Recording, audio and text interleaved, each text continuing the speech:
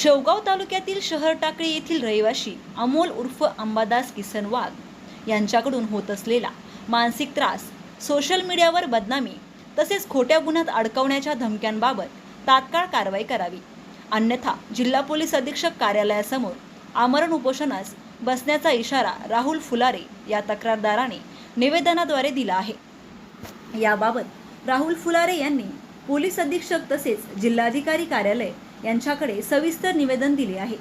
या निवेदनात त्यांनी नमूद केले आहे की अमोल उर्फ अंबादास किसन वाघ व त्याची पत्नी हे गेल्या 2 ते 3 महिन्यांपासून सातत्याने मानसिक छळ करत आहेत। तक्रारीनुसार संबंधित गैर अर्जदार सोशल मीडियाच्या माध्यमातून बदनामीकारक वक्तव्य करून समाजात प्रतिमा मलिन करण्याचा प्रयत्न करत असून वारंवार खोट्या गुन्ह्यात अडकवण्याच्या धमक्या देत आहे। यामुळे तक्रारदार व त्यांच्या कुटुंबियांमध्ये भीतीचे वातावरण निर्माण झाले आहे। या प्रकरणी दिनांक 29/10/2025 व 15/11/2025 रोजी शेवगाव पोलीस ठाण्यात लेखी निवेदने देण्यात आली होती। मात्र आजपर्यंत अमोल उर्फ अंबादास किसन वाघ याच्यावर कोणतीही ठोस कारवाई झालेली नाही, असा गंभीर आरोप तक्रारदाराने केला आहे। निवेदनात पुढे नमूद करण्यात आले आहे की अमोल उर्फ अंबादास किसन वाघ याने अनेक लोकांकडून पैसे घेतले असून ते परत न करता त्यांची फसवणूक केली आहे। या संदर्भात जिल्ह्यात विविध ठिकाणी त्याच्या विरोधात तक्रारी दाखल असून त्यांच्यापासून तक्रारदारांच्या जीवितास धोका निर्माण झाला आहे।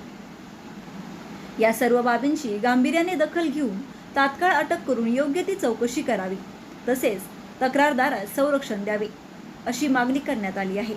अन्यथा दिनांक 29/12/2025 रोजी कुटुंबासह जिल्हा पोलीस अधीक्षक कार्यालयासमोर आमरण उपोषण करण्याचा इशारा निवेदनाद्वारे देण्यात आला आहे।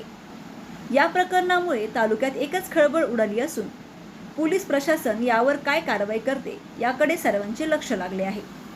मी राहुल बाळासाहेब फुलारे, राहणार शहर टाकळी, तालुका शेवगाव, जिल्हा अहमदनगर। येत्या गेल्या 2-3 महिन्यापासून अंबादास किसन वाघ यांनी फेसबुक, इंस्टाग्रामद्वारे समाजात आमची प्रतिमा मलिन करण्याचा प्रयत्न केले, तरी खोट्या गुन्ह्यात अडकवण्याचा प्रयत्नही चालू आहे। तरी याविषयी आम्ही SP साहेबांकडे दोन वेळेस तक्रारी अर्ज करूनही अद्यापही त्याच्यावर कोणत्याही प्रकारची चौकशी झालेली नाही। तरी येत्या 29/12/2025 रोजी आम्ही आमरण उपोषणास बसणार आहोत।